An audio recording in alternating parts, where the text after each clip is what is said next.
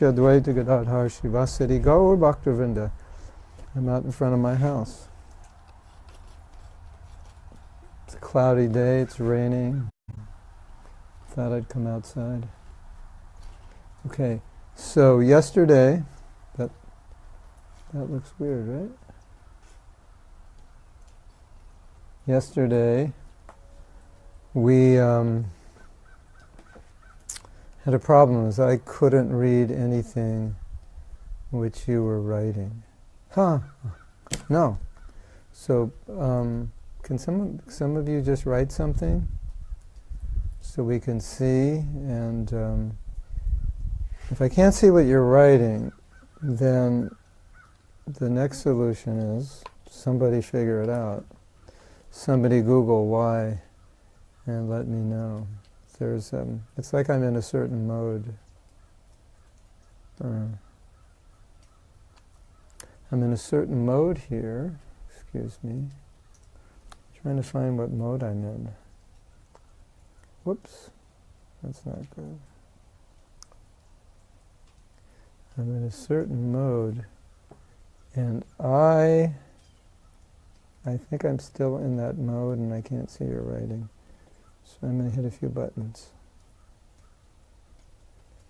That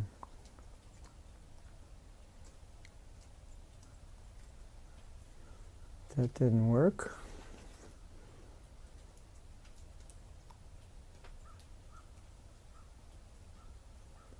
Okay. I can write you.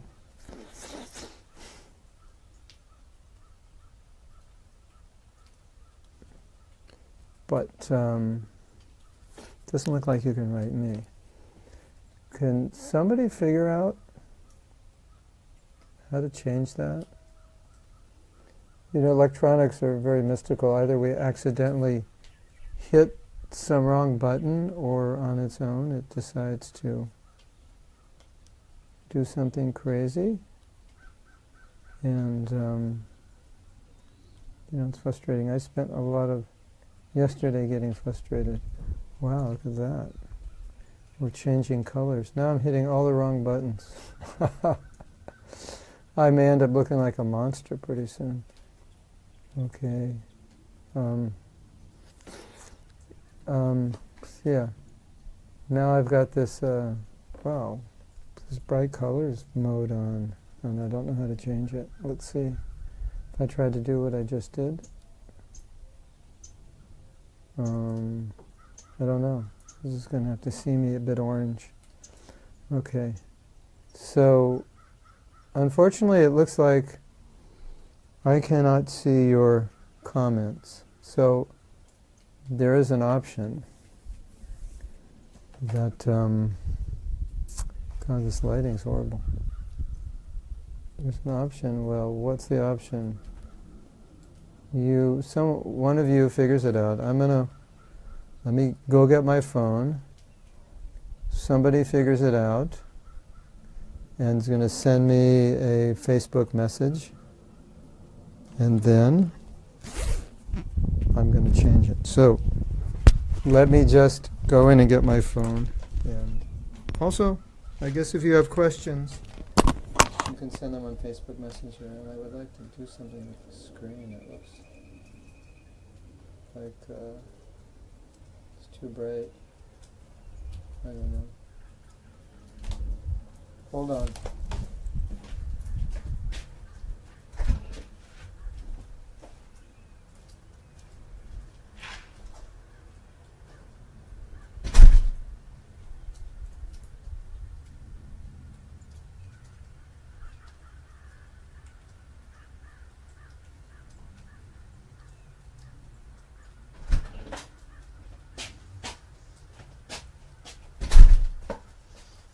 I have my phone. It does not have my WhatsApp on it, so you can't write me there. If you're a friend on Facebook or we're friends on Messenger, you can ask your question there, or you can tell me what's wrong. A video-only mode that hides viewer comments and reactions. Swiping right will clear the screen to Distraction-free broadcast. Video only mode. Swipe left to reveal. Moving viewer interaction from the equation. If I go right, video only mode. No, that didn't work. Facebook also enabled a video only mode that hides viewer comments. So if I go left, then I can see who's there, but you're not allowed to comment. So, that didn't work, Radhika. Go back to Google. Find out what the problem is.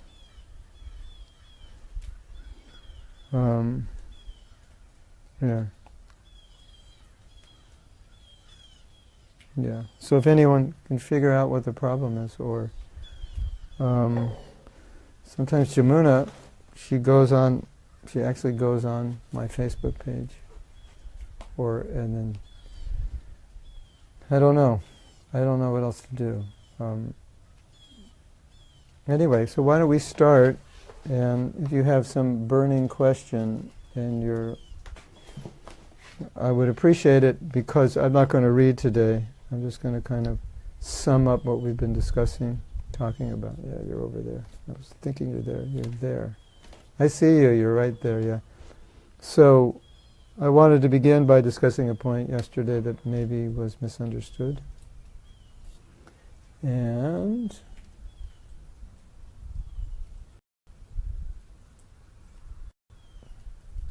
you got to see my yard. There it is. That's what I'm looking at while I'm talking to you. It's actually green and it looks orange in here. And I'm actually not orange either. I just look orange. And now it's got to adjust. The light has to adjust. Hopefully. It will adjust. Yeah. Adjust more. Anyway, what can we do? We'll just have to tolerate. So, yesterday I made a point that sometimes when you do bhakti, that not only does your bhakti increase, but your anarthas may increase. There's, sometimes an assumption based on a verse from the Bhagavatam by Prahlad Maharaj that a devotee, by executing devotional service, has all good qualities, and a non-devotee doesn't. And Prabhupada gave the example. You don't have to try independently to manifest or develop good qualities, because through the process of bhakti they'll develop. And our whole philosophy is that any spiritual practice without bhakti won't be successful, and there's no spiritual practice without bhakti that will be successful. And ultimately everything is successful within bhakti by chanting the holy name. So even if you're not a bhakta, you do bhakti to get Krishna's mercy, then to be successful. And even if you are a bhakta, the best way to get Krishna's mercy is to chant. So everything seems to indicate that through surrendering to Krishna, everything good will come. You'll overcome all your anarthas and so on. So that's one concept, and that's clearly there in our Shastra. And that is a concept which many devotees rely on, that I have many bad qualities, but I just try to serve Krishna, I'll become purified, and then I don't really worry about it. So, we have another concept, but it's also from our Shastra, and that's a concept which is exemplified by the Gundicha Dira Marjanado, Gundicha Mandira Marjanado, the cleansing of the Gundicha temple. Every year before Rath Yatra, the temple is cleansed. Lord Chaitanya goes from Jagannath temple to the Gundicha temple, a few miles down the road. He stays there for a week and then he comes back, so that temple is cleansed. So Mahaprabhu, participating in that, he was cleaning, all his associates were cleaning, and in that section of Chaitanya Charitamrita, the dust was compared to weeds in the heart. And so I was saying yesterday that sometimes as you advance in devotional service, the material side in some area, some anartha, can also advance. It's possible. It's not. It should, in theory, go down. But it goes down when you're executing a very high level of devotional service. So that's where the confusion comes. Because Bhaktisiddhanta Saraswati Thakur said, the analogy is that the creeper is, that bhakti is like a creeper, and hearing and chanting is like watering the creeper. But when you're not fully purified, you may also be watering weeds. In other words, you may have weeds in your heart, and somehow or other, amazing as it sounds, the chanting could be watering weeds. So obviously the weeds have to be there. But then you might say, but how is it that chanting can water weeds? Interesting point, isn't it? That you're chanting Hare Krishna and it can actually water anarthas. Vishnu Chakravarti Thakur says that as a devotee becomes advanced, Krishna gives him more facility. But the problem is, because we are conditioned souls, that facility could bewilder us. So the problem is we're conditioned souls. So yes, in theory, the process will purify us of everything. But as conditioned souls, we always have to worry about these anarthas. Excuse me. We always have to worry about these anarthas, and that's why I said that it's likely that in the process of executing devotional service, anartha can be triggered, and it can become very much a problem. So I wanted to clarify that. I don't know if that was clear, but I wanted to clarify that it's not that we should ever think that just because I'm doing the process, I'm chanting my rounds, I'm following the principles, I'm reading Prabhupada's books, that's sufficient. That might be the answer you give on an exam, but in reality there's more subtleties to it. Like sometimes I say, when devotees ask a question, I say, well, here's the answer according, if you were going to take a test, here's the answer. So this is what appears to be the answer.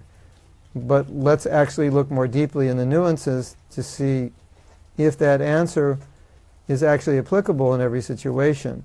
And then you see that, well, actually, no, that sometimes a devotee can cultivate anarthas. And our practical experience shows us that not everyone who becomes a devotee becomes advanced. Sometimes people use the holy name and the process to advance themselves materially. That's possible because of the nature of consciousness. So, for example, when we talk about bhakti, we talk about two things. We talk about the activity, but we talk about the consciousness. So I'm going to swipe left again. Maybe if you swipe one more time left, then you can all write me something. No, didn't work. We swipe right. Video only mode, swipe left to reveal comments and reactions. I swipe left. Okay, can some of you throw some, what do you call them, emojis? So see if I can see them, because according to what they just said, I should see them, I should see you, I should see everything, but I'm not. So throw some out there, let me see. I like yous, I love yous, smiles. No, we don't see it. Okay, I have an idea. With this, I definitely have a screen that I don't normally have. Don't you just love technology? You know what I did yesterday? I promised, I'm teaching a class on Nectar of Instruction, and I promised the devotees that I would record the first 4 verses because they have to memorize them. So I used to have software to record on my computer, and I have a studio, but my computer, it decides it doesn't like to work half the time. It freezes up. Anyway, I downloaded some software. I thought, this software is good, and it did all kinds of crazy things. It didn't let me work properly. It cut things off. It wouldn't let me record in certain places. It was just like a nightmare. So I wasted about an hour with that. And then I thought, And I wasted a few hours figuring it out. And then I wasted a few more hours trying to figure out how to use logic because someone gave me a Mac. And then there were certain things that if I can't do right away, I don't have the patience to sit and go through every single menu because I feel like things should be in obvious places, and it wasn't. I finally figured it out this morning. It's just a different German way of thinking, I guess. It's not so obvious for American. Anyway, so then I downloaded some other software, which was really good because it was similar to software. Oh no! Then I went into my studio and I thought, okay, I'll use my studio computer, which I used to use like 10 years ago, and you need interface to get on it. I had an interface, but it's too new and it doesn't work because that's XP. Okay, what do you do? So I have this little recorder and it interfaces. So let me try that. It works. I record something. It sounds horrible when I'm playing it back. I switch a setting.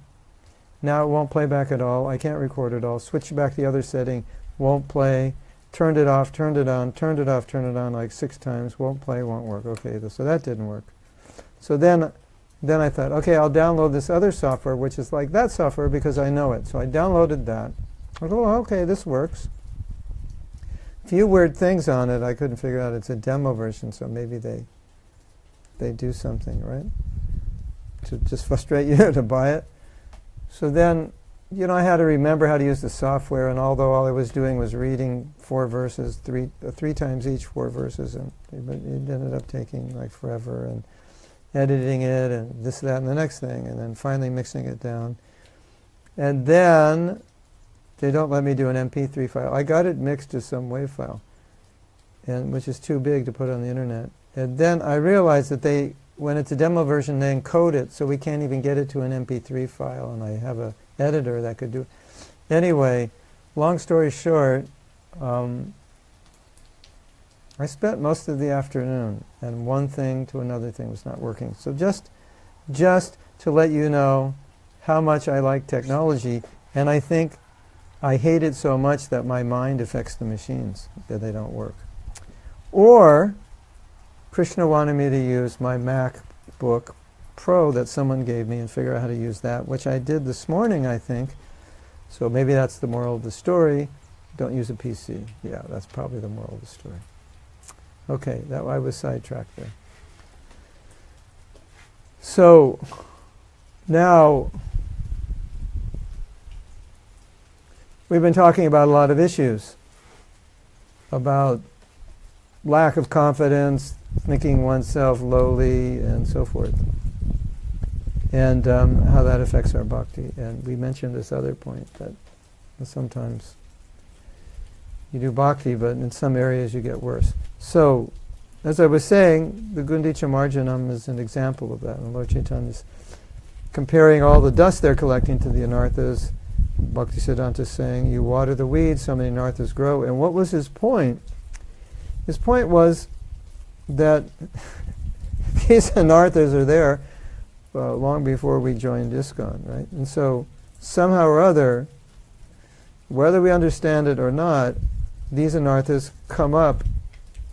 can come up within the practice of devotional service. And you all know that because you've experienced your own pride, your own envy, frustration, criticism, and sometimes devotees will say, I criticize more now than before I was a devotee. And some devotees might say, I do some things now worse. So the weeds are there, and the process is purifying, and there's tension, and so some things come up. So the point of this Gundicha Marjanam story is awareness, and pulling the weeds out. Like we have to pull them out. We have to be aware. Here's an anartha, I have to pull it out. And you have to be aware if by the execution of bhakti, more anarthas are coming. Now, one of the things that I've noticed, it's just an observation, that we all have our nature. And anyone who's in a position of power, of authority, of influence, has to be very careful about the tendency to become proud. It's just a natural human tendency, which can affect even very elevated devotees. And so that's a reality. And the reality of Krishna consciousness is that as you advance, you become more renounced, more detached. And as you become more renounced and more detached, you get more honor. But the reality of conditioned life is that the desire for honor is deeply rooted in the heart. And even renounced people, although seems like a paradox, even renounced people are often influenced by prestige, by the desire, the need for it. And it's, you'll say, well, how is it that they're renounced? What Shastra says is that renouncing the desire for pride is like the last thing that is renounced. And that everything else can be renounced, but that remains. And you can, you like what happens is you become renounced, and then Shastra says you become proud of your renunciation. Yeah, so that's not a joke. It actually says that, and it wasn't meant to be funny. It's actually serious. That you're austere. You've given up sex. You've given up you're controlling your mind and senses. You're doing tapasya, and then people honor you as a sadhu, and something inside of you relishes and likes it. And then, of course, there's so many stories of spiritually advanced persons becoming angry, spiritually advanced persons becoming allured by beautiful women. So, becoming spiritually advanced up to a certain point doesn't quarantine you from these problems. And so therefore this story is saying you have to be careful to watch for these things as you're advancing. So, I wrote an article, some of you may have read it, maybe it was controversial. And in the article I said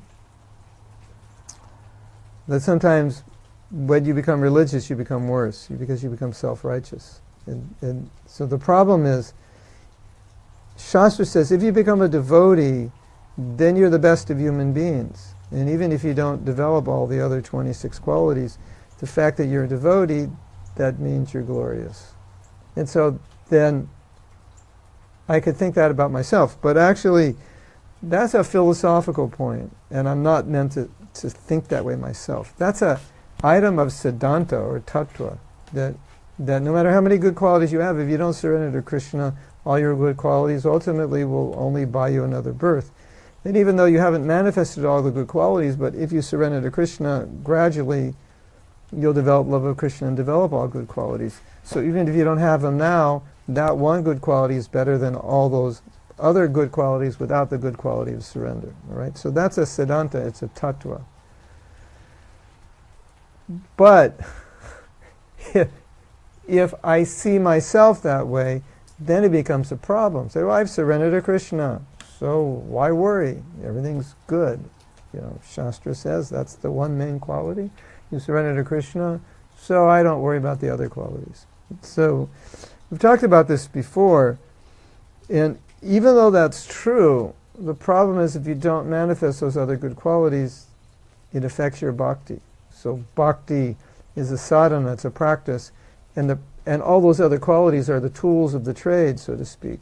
The humility, the sense control, the freedom from anger, the detachment. That if we don't practice them, if we allow anarthas to inhibit our heart in a way that we can't practice those, then our bhakti is going to be very neophyte. It's not going to be powerful. Now,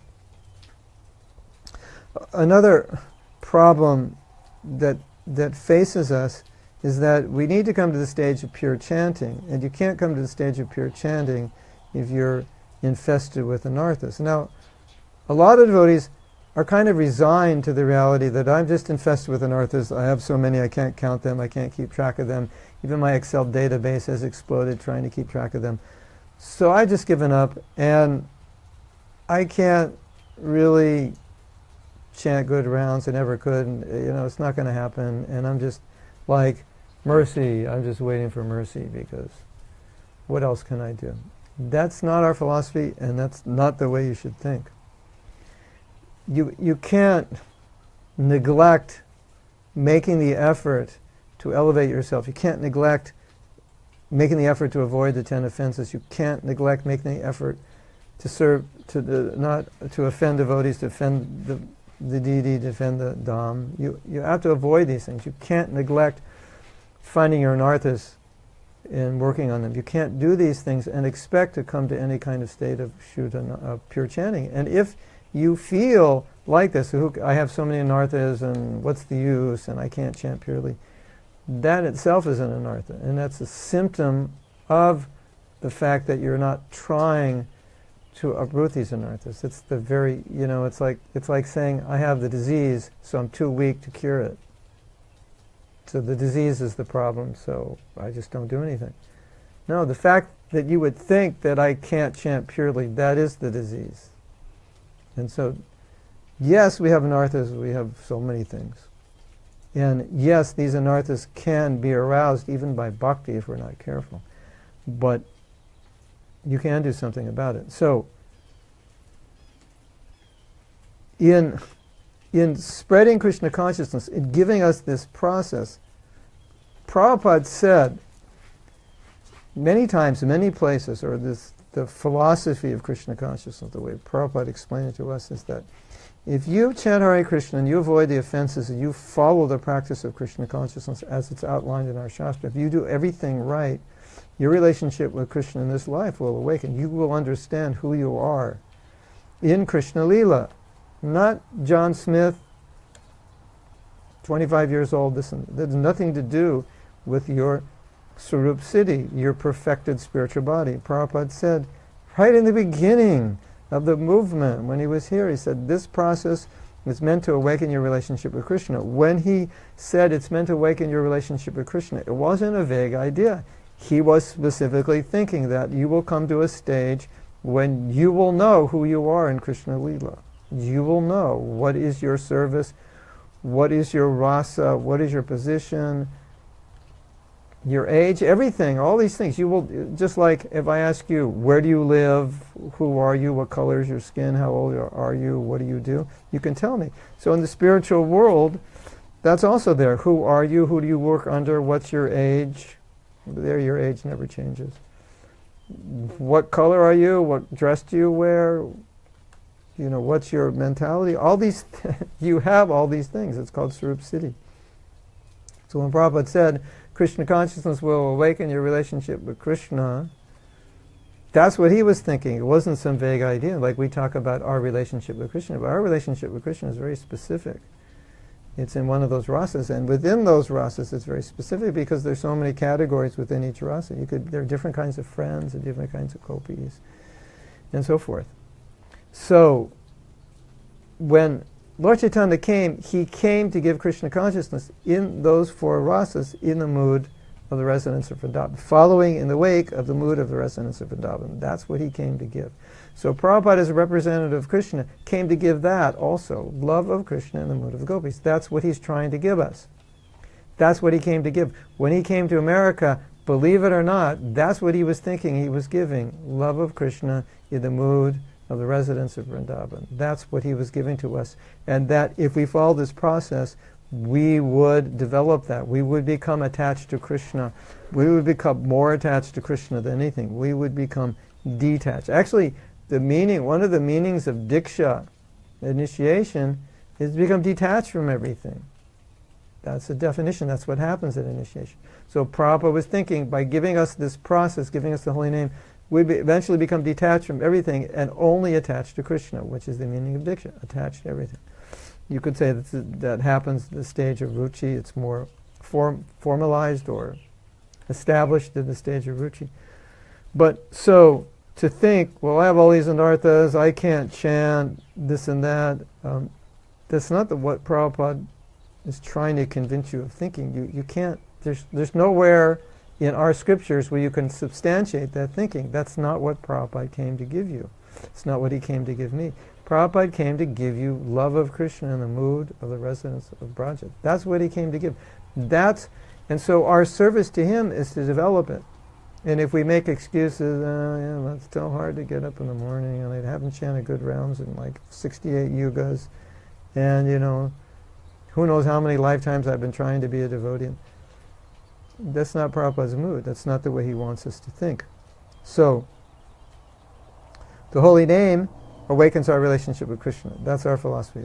but the pure holy name has to be chanted purely. And so gradually we're supposed to, as we progress in devotional service, come to this pure stage. There's a interesting story. Srila Bhaktisiddhanta Saraswati Thakur went to Radhakund. So in Radhakund, there are many Babajis who are not practicing a traditional process. They don't have strict sadhana or any sadhana. And maybe they have some sadhana, but it doesn't resemble our sadhana. And they're engaged in sinful activities in the name of higher realms of bhakti. So when he went there, he was speaking on the Upanishads, I think Isopanishad, in Radhakund, which is a philosophical work. And all these people thought, oh, he's a jnani. But later on, he started speaking about what's called Asta Kaliya Lila Smaranam, that it's a stage of Krishna consciousness, it happens generally in the stage of Bhava, where you're thinking about Krishna and what he's doing at different times of day, just like when you love somebody, you're thinking about them, right? So what is Krishna doing now? So right about now, where I live, Krishna's having breakfast, and then he's going to go out with the cows. But then about noontime, he's going to go to Radhakund, and then but in the afternoon, then he'll go back with the cows, and in the afternoon he'll come back. And he'll get cleaned up and have dinner and milk the cows also. And then he'll go to sleep, and then he'll wake up at midnight, and then he'll go out and meet Radharani, and he'll stay up till like Mangalarti time. He'll come back, so when Mother Yasoda wakes him up, she thinks he's been sleeping all night. And so this kind of Lila Smaranam, it's a process that happens in a more advanced stage. So he began speaking about this. He said, for so many days we're speaking Upanishad's philosophy. He said, but this is the real thing, this, becoming attached to Krishna, this Leela thinking of Krishna. So he started speaking it. And he said, for you who are new devotees, this may not be for you, but those who have been chanting Harinam for 15, 20 years, this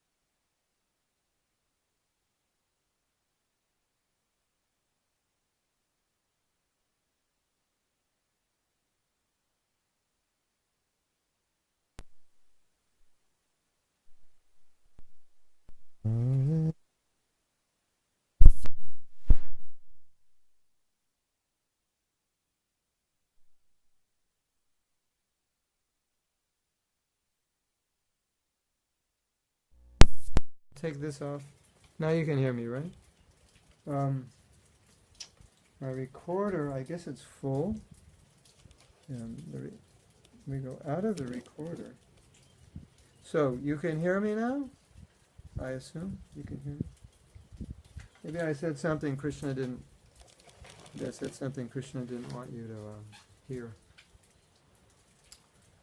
So, I have to check with Radhika. Radhika, can you tell me if the sound is back on? It should be. So, yeah, okay. So, I was saying that Bhaktisiddhanta Saraswati Thakur was speaking Upanishads in Radhakund, and then he started speaking about Leela Smaranam, remembering Krishna, what he's doing. It's a practice, Astakalya Leela Smaranam. And he said that after you've been chanting 15, 20 years, you should be, this should be happening. You should be inclined for this practice. You should know these things. You should become attached to Krishna. And then I was saying that Prabhupada said, yes, become attached to Krishna. Sound is back, yes. So we should become. So I was saying that as we advance, we're expected to develop some taste. We're expected to develop some renunciation if the process is actually working. And then I was saying that Maya, when you become a devotee, you get put on her list, and she'll try to dissuade you from devotional service because that's her job. And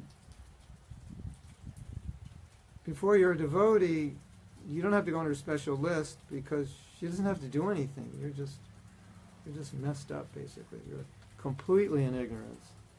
All you ever do is think about yourself and sense gratification, how to get ahead, and think about making money and fame and the opposite sex. She doesn't have to do anything. You're totally wired. You're like a puppet in her hand. She can go to sleep. She doesn't have to worry about you.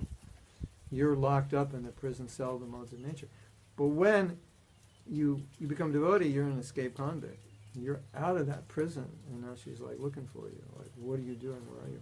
But at the same time, when you show your sincerity, she'll help you become Krishna conscious. But if you take Krishna consciousness in a lackadaisical way, then we don't have a chance fighting her. But my point was that the process Prabhupada has given us is sufficient to awaken our relationship with Krishna. It's sufficient, and that was Prabhupada's desire. And if we're not careful in the execution of that process, these anarthas, which are these seeds sitting in our heart, can easily get watered by the process of bhakti. And we could be deviated. And the other thing that Prabhupada said, which is so interesting, and it just shows how subtle Maya is, he said that these weeds, sometimes you can't tell the difference between the weed and the bhakti creepers, so that's really unfortunate. If we ever think a weed is actually the creeper, then may God help us. And sometimes that happens, and I'm sure maybe you've seen it manifest, particularly in devotees who are very blasphemous. They believe that's a service. They're inspired to do that. They believe Prabhupada wants them to do that. And so they see that weed as their service, as a manifestation of their sincerity, perhaps of their advancement, of their intelligence, even their integrity, believe it or not. So Maya is very subtle. We may not be advancing, and she makes us think we are advancing. Very subtle. We may be cultivating a weed, and she's telling us that is one of our merits, not demerits. So we have to be careful in this way. But the point is that we're supposed to, as we advance, we're supposed to become attached to hearing and chanting, discussing philosophy. We're supposed to be thinking about that relationship we have with Krishna. We're supposed to be coming closer in that relationship. We're supposed to be understanding the goal is to come into that relationship. That's what we're doing. And ultimately, when we're preaching, we're bringing everyone, in one sense, to Krishna back in that relationship. Now, you might say, Prabhu, I don't know what my relationship is. Okay. But you have one. And at some point, you'll start to understand it, at least on some level. And that should be something that happens in the progress of your devotional service, that you become attracted to Krishna in a particular rasa, you become attracted to certain devotees in that rasa. That should develop.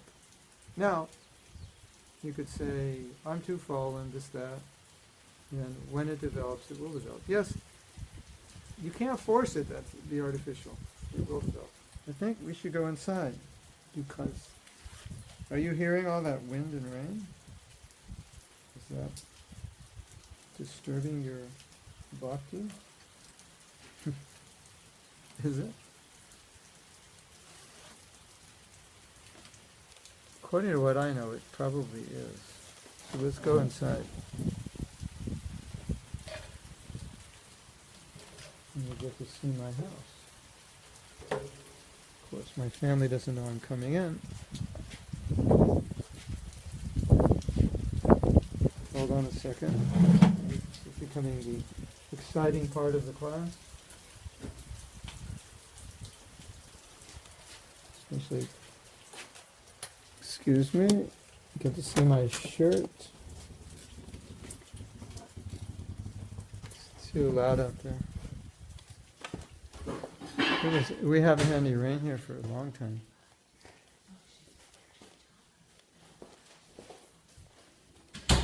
Okay. Now we're going in the hallway. Let's get some light here. Okay.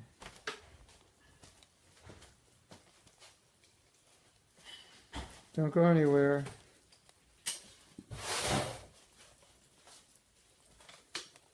Yes. Okay, here we are. So, if you want to ask a question, I've said everything I want to say. I don't know if you're still alive. Did I scare you? Did I inspire you? But, excuse me, I'm completely entangled in wires.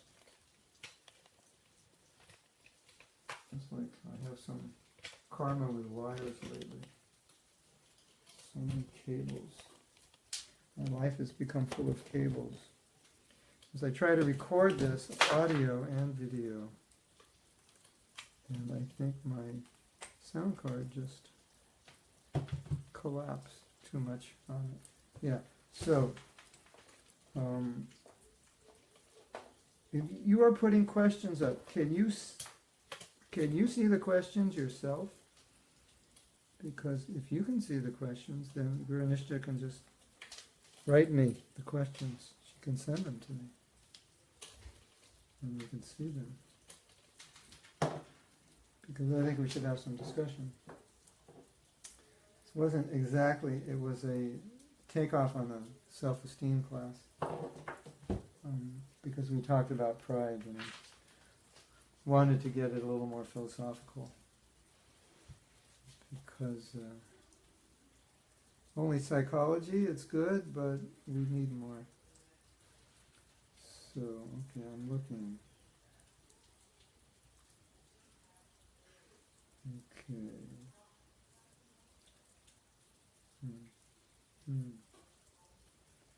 Okay. Yes.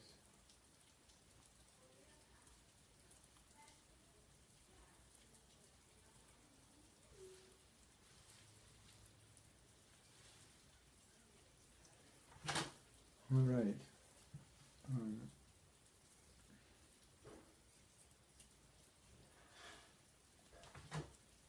So, wow, this lighting is so bad. How do we change it? We don't. We just have bad lighting, I guess. So, yes. So, just to summarize, the Gundicha Marjanam story means that we're aware. We don't make an assumption that just because I'm doing bhakti, everything, I don't have to worry about anything else, and everything is just like going to go perfectly. But I have to be looking, and I have to be aware that even though I've done devotional service for so long, it's possible I could be cultivating weeds, and it's possible that very little attachment to Krishna can develop if I don't avoid offenses. So the idea is that what the process is doing is it's like you have two magnets that are naturally attracted, but you have a force in between them, or you have something on the magnet, and so the force isn't felt. And as you clean the magnets, gradually you feel the force. And when they're completely clean, then they're stuck. So our attraction to Krishna is like this magnet, but there's something in between the magnet, and that's all the contamination. So we don't experience the force of the magnet. And so the process of Krishna consciousness, it's just removing whatever is on the magnet that's preventing the attraction. And when it's completely removed, there's complete attraction. So that's why Prabhupada had faith that anybody could become a pure devotee and develop love for Krishna, because it's already there. It's natural. We all have a relationship with Krishna. It's there. It exists. It just has to be reawakened through the process. It's waiting for us. It's there. And we're sitting here in the material world, like wasting time, just like wasting time. We should be fully absorbed as far as possible in hearing and chanting. And, Nectar of Instruction class, the verse we're reading today, it talks about chanting Hare Krishna. Text 8 talks about controlling the mind, and then in that text, Prabhupada talks about impressions, which are called samskaras. And all these impressions that come through our senses then go into the mind, and the mind is thinking about all kinds of things. And the mind is supposed to be absorbed in Krishna philosophy, Krishna service, Krishna Lila, Krishna Seva. In another place, Prabhupada made a very interesting point. He said that everything that we contact makes an impression on us, because we're taking everything in through our ears, through our nose, through our eyes, through our sense of touch, through our mouth. So everything makes an impression on us. Like if you see a painting, it makes an impression on you. And it's like Mahaprabhu said, even if I see a doll of a woman, that makes an impression on me. It's true. So, knowing that everything makes an impression on us, and it's going to make an impression that will make us more Krishna conscious or less, then we should be very careful of how we allow ourselves to be impressed, so to speak. What impressions we allow. So, if we want to be Krishna conscious, we've got to protect ourselves a little bit, so the impressions are as Krishna conscious as possible. That's why when we go to Mayapur, we go to Vrindavan, we go to Puri, all the impressions are Krishna conscious. So that's why it's so blissful, because we're not battling with all these other impressions that exist in an industrialized culture. We're only getting Krishna impressions. But ideally, in our life, we should have as many Krishna impressions going on as possible, because if we're trying to be Krishna conscious and we're putting in other impressions, it's like elephant bath. We're being purified and then we're bathing, or we're trying to go left, but we're turning the wheel right. We're creating impressions that will take us right, but we're turning the wheel left. So these are things that can hold us back. So Prabhupada expected that if you're going to be Krishna conscious, then do it right. Do whatever you do, whether grihasta, brahmachari, sannyas, whatever it is, but do it right so that you're absorbed. And Prabhupada said to me, and he said many times, the whole point is to be absorbed in thoughts of Krishna. That means if we're not absorbed in Krishna, if we're not attached to Krishna, what Prabhupada meant, you're going to get attached to something, somebody, someplace, somehow. That's going to happen. It's guaranteed. We can't avoid that. So that was Prabhupada's point. Attachment for Krishna is what we're all about. It's the only thing that will satisfy us. It's why we exist. It's our life. It's everything we want. It's why we're empty. And the process of Krishna consciousness can awaken that. This morning I was reading, and Prabhupada was saying something interesting. I'm sure you've heard him say this before, but within the context of this discussion it becomes more interesting. Someone was saying, Muslims have converted Hindus, Christians have done their conversion, and said, now you as Hindus are converting the Christians. And Prabhupada said, we're not converting. He said, we are not Hindus and we're not converting. He said, what we're doing is helping people awaken their love of God. That's all we're doing. So, the interesting point is that's how Prabhupada saw it. He saw all we're doing is connecting souls to Krishna. That has nothing to do with Christianity. Christianity is only 2,000 years old. This is Sanatana Dharma. It's nothing to do with Islam, Christianity, anything. It just has to do with you and Krishna. So as I was saying at the beginning of the talk, that's how Prabhupada saw his preaching of it. That's what he saw he was doing. Taking souls, connecting them to Krishna through a specific process. That's what he saw. It has nothing to do with any religion. So, if Prabhupada saw that's what he's doing, we should see that's what he's doing, right? And we should then be in alignment with what he's doing because he's trying, because we want to fulfill his desire. We always say we want to help Prabhupada. All right, you want to help Prabhupada. One of the ways to help him is help him by becoming a lover of Krishna, because that's what he's trying to give you, and that's what he wants you to achieve. So that's the idea. And I give class soon, and if you have no questions, I'm going to disappear. Nitai Sound Yoga.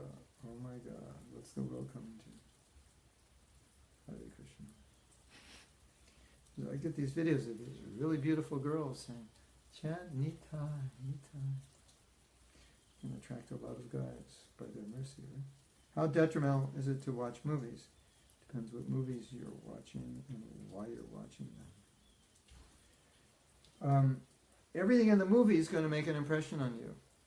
So, do you want the impression of those movies? I mean, you want to like the impressions. You want impressions of a man and a woman falling in love, hugging and kissing, having sex. You want impressions of people being beat up, shot, killed.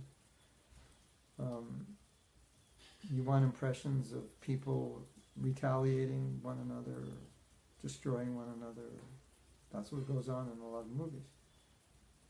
So you just have to understand that whatever environment you put yourself in, you're going to get impressions. And if those impressions are antagonistic to bhakti, it just makes it hard. It's just something, you went right instead of left. Now you have to turn around, undo all those impressions so you can get back. And so, we don't want to live a life where we're getting wrong impressions, undoing the impressions. Okay, why are you chanting Hare Krishna? To undo all the bad things I did yesterday. That's not going to work. We don't want to do bad things. We want to chant Hare Krishna to awaken our love of Krishna. That's the point. Yes? You agree? I'm just explaining it, I'm trying to explain it from Prabhupada's perspective. How it's nice to see it from his perspective, like what he wants for us, what he's expecting from us. Right? And then knowing what he wants, we can say, oh, he wants me to go left, so why am I going right? Well, I'm going right because I feel like going right. Yeah, but he doesn't want you to go right, so don't go right. And he wants you to go this way. And so if you go right, you're just going further away from what he wants. And you're going to have to turn around anyway. And now you're just further away. So that's the idea. And so until real detachment awakens as a byproduct of bhakti, we have to practice detachment. It's going to awaken. If you practice it, it will awaken naturally. But if you say, well, I'm not detached, so I can't practice it, that's not our philosophy. That's not the right understanding. The right understanding is that's why you have to practice it, because you're not detached. Not that I don't practice it because I'm not detached. That's all. It's all craziness of the mind. It's not what Prabhupada's teaching us. He's teaching if you're not detached, you have to practice it, and by practicing it, you'll develop attachment to Krishna, and by becoming attached to Krishna, you'll develop detachment. That's what he's teaching. Not that I'm not detached, so I can't practice. I'm not humble, so I can't practice humility. I always get angry, so I can't control myself. No, you practice so you don't get angry. You practice so you can control yourself. You need it more than... The more you find fault in yourself, the more you find tendencies which are detrimental to your bhakti, the more you need to do the right things. And then, when we achieve a certain level of bhakti, we won't need to do those things because naturally we won't do them. So, we're doing sadhana, it's a practice. Everything is forced. And then when you come to raganuga bhakti, it's more spontaneous, more natural. Because you're doing it because you want it. You want Krishna. That's why you do it. Not because you have to or you don't really want to, but I'll do it because I'm supposed to. So you're supposed to come to these stages, right? So just keep plugging away. So right in the beginning, Nectar Devotion, it's like, be enthusiastic. Why? Because you're not. Because you don't have the attraction. So you have to be enthusiastic. So that's the idea. So I would like to go now, so I could take prasadam. Is that okay? Krishna Karshan says, has a question. Okay, one more question. Ask your question. And her husband has a question. So, we will wait for the question. And while we're waiting, we will chant. Hare Krishna, Hare Krishna, Krishna Krishna, Hare Hare, Hare Rama, Hare Rama, Rama Rama, Hare Hare. Trying to get better light. Not working, is it? Okay. Question is being written, everyone. Be patient. Hold on. And maybe someone can find out, is there a way to get a new update for Facebook, or it'll just show up? Maybe I have to check. Yeah, this is unfortunate. There may be an alternative solution. There's really a cool solution, which is webinar. But the webinar won't come out on Facebook. Solution is we would have to open another chat window in another program, which all of you could access until this problem. Like there's a program called Chatsi. Maybe somebody could figure that out. Like, is there a chat program? So if we don't get chat here, we could open another window, or have that window open simultaneously with Facebook, and then the chat would go on until they... So I think that's what we used to do. When I used to teach on Krishna.com, that's what we used to do. It's a program called Chatsi. I think now they charge, then it was free. And so we're broadcasting on the Krishna.com website through Adobe Media Encoder, but there was no chat. It was just... And so we had to get a chat window. So question is, I feel like I'm doing a radio show where I'm trying to keep talking. Okay, now this. What is real renunciation for sannyasi in ISKCON? Because oftentimes they are having bank accounts, etc. Renunciation for us as Vaishnavas is not always manifest externally as much as internally. Because if we could use things in Krishna's service, we'll use them. Now, if a sannyasi, I know a sannyasi who has a big bank balance, but he's giving all that money for various projects. And he doesn't really spend much on himself. So that means he's renounced. In fact, what's more renounced? Someone who has no money, or someone who has a lot of money and doesn't spend it on himself? Obviously, the person who has a lot of money doesn't spend it on himself is more renounced than the one who doesn't have any money in the first place. Or generally, we could say, it's more difficult. If you don't have any money, you can't spend it. But if you have it and don't spend it, I would say you're more renounced. So, Prabhupada criticized the idea that if you have something you could use for Krishna and you don't, that is not renunciation. That's false renunciation. And that, he said that is what destroyed the Gaudiya Math. They became attached to their renunciation. They're like, I don't want to use all these things in Krishna service because I'm renounced. So they became attached to their renunciation, and they wouldn't use certain things that they should have used for preaching. So Prabhupada condemned that as a misunderstanding of practical palgu vairagya, practical renunciation. That's a false, not practical, it's a false renunciation. He condemned the other side of it.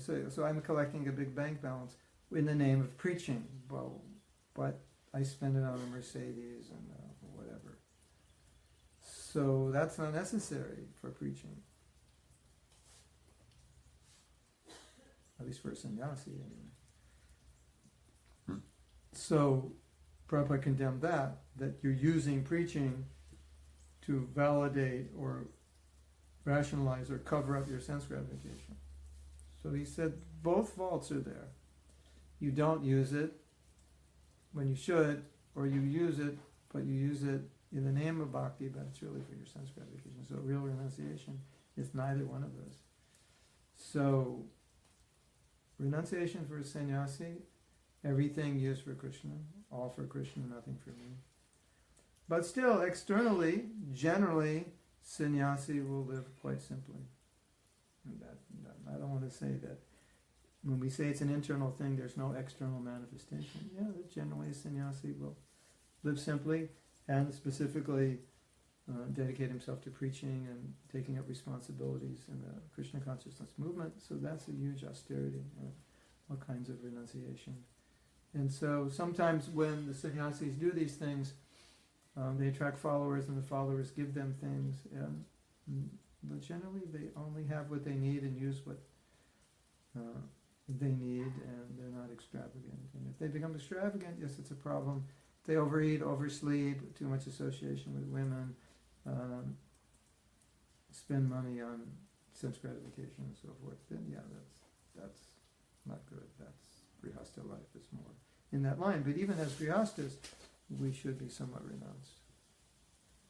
So I'm going to stop here because I have to take prasadam. So we'll see you tomorrow. My time it's going to be 6:15 a.m. my time, 6:15 Eastern Standard Time. Okay? Thank you, and hopefully we'll figure something out what we're going to do. Hari Bol. Krishna Krishna.